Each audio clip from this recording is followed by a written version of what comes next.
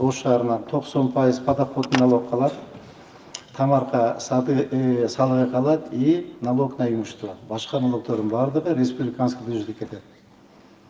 Бизге жергиликтүү бюджетке бир гана мындай жакшы төлөнгөн салык бул подоходный налог. 90% налог бизге шаардык бюджетке калат. То есть ошол бизде эң көйгөйлүү маселе ушул болуп атат да. Допустим, налог на имущество, ал кадастрдан техпаспорты белгиленген, техпаспорты бар, чызылган, техпаспорт негизинде налог салыгы төлөнөт. Тамарка салыгы тоже андай коррупционный элемент жок. Азыр бул жерде бир гана жанагындай наемный работниктер боюнча подоход налогта аябай коррупционный элемент көп. Анткени Ош шаарында 500 000 калк жашаса, кирип чыккан мен шаарга кете 700 000 тегерегинде азыр калк бар Ош шаарында. Болгону бизде частный секторда 23 500 гана киши иштеп атат. Это очень мало.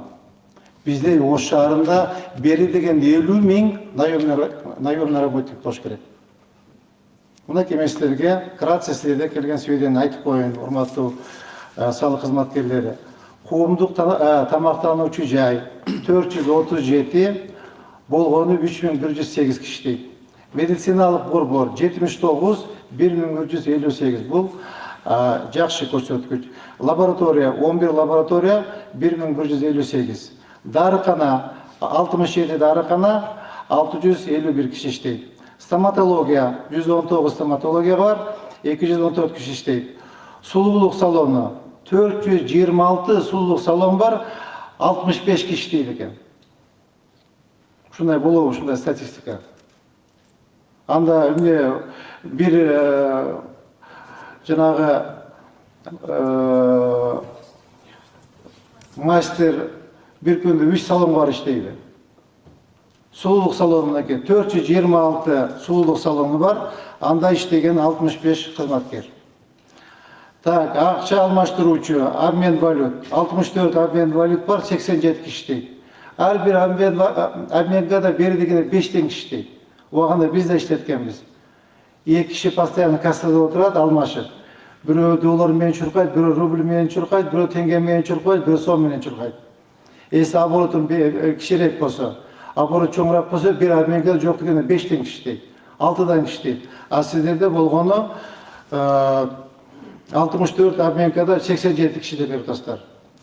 Так, унаа жуучу жай 48 унаа жуучу жайда 7 киши иштейт деп айтасыңар. А калганы каякта? Өздөрү келип жууп кетти. Так, бильярдный клуб 22 бильярдный клуб бар, 32 киши иштейт. Ломбард 39 ломбард, 43 киши иштейт. Бул деле жакшы эмес көрсөткүч. Анткени бир ломбардда бери деген 3-4 киши иштейт. Так, Мончо 31 Мончодо 111 киши. Бул дагы туура эмес. Анткени бир жакшынакай баняда бери дегенде 30 киши иштейт. Женский залында отдельно, мужской залында отдельно, парикмахер, массажист, 5-10, аны толгон топой жана пилинг дегендер бар, бир 20-дан 30 киши иштейт. Бул дагы туура эмес көрсөткүч. Автостоянкада 45 автостоянкада 85 киши берипсиңер. Соода борборунда 8 соода борбору 251 киши. Болду тоже туура эмес. Жок дегенде ар бир соода борбордо 50 киши иштейт. Бери дегенде. А силер болгону ар бир соода борборго 10-дан 15 киши көрсөтүп атасыңар.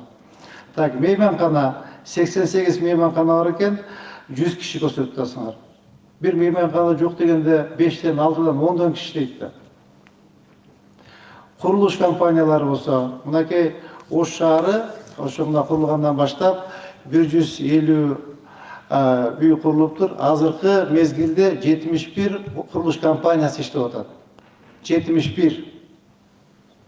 Мына өзүңөр эле просто Архимедтен көйткүлө 71 компания бери дегенде 5 киши 12 этаж үйдү кура алабы?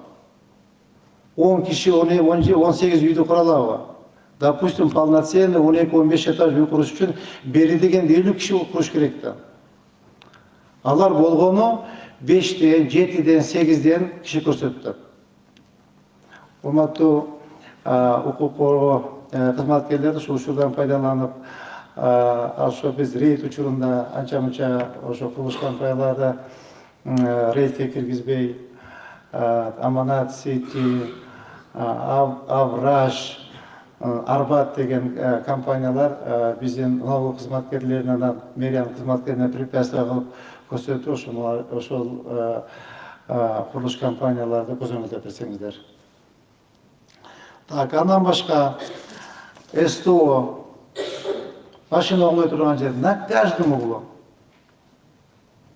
Саны жок. Мына тетиги эме чыккыла, мына Мамурова мейли Калинага чыккыла, Кооперативга чейин 2 бет подряд СТО. На каждый в ряд, где бир рядында бир 50-60 СТО турат. Автозапчасти турат.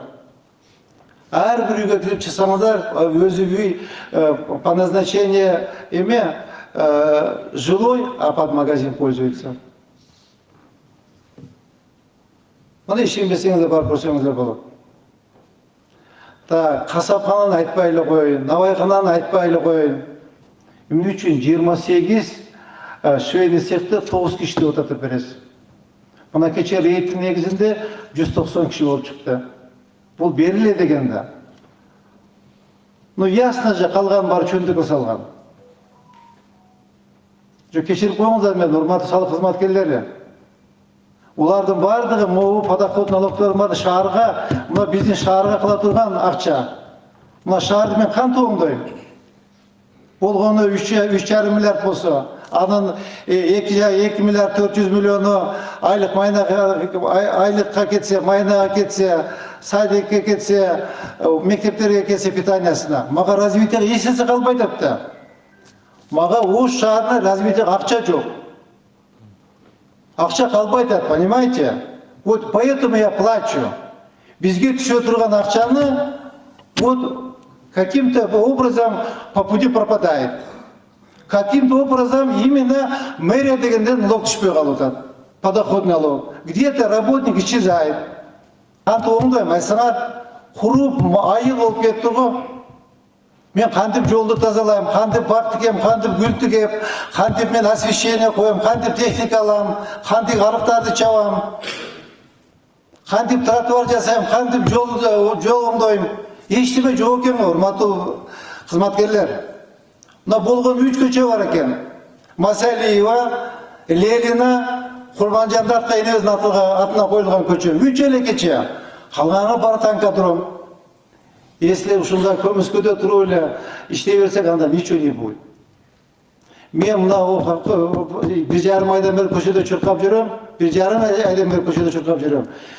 Ош шаарында где-то бир 65% бизнес көмүскөдө экен. Мамлекетти да Ош шаарында ойлош керек да. Хотим жить красиво в Оше, анда иштеш керек болот. Келгиле урматтуу коллегалар, келгиле урматтуу салык кызматкерлери. Мына эме жергиликтүү бюджетибизди толтурушка жардам бериңиздер.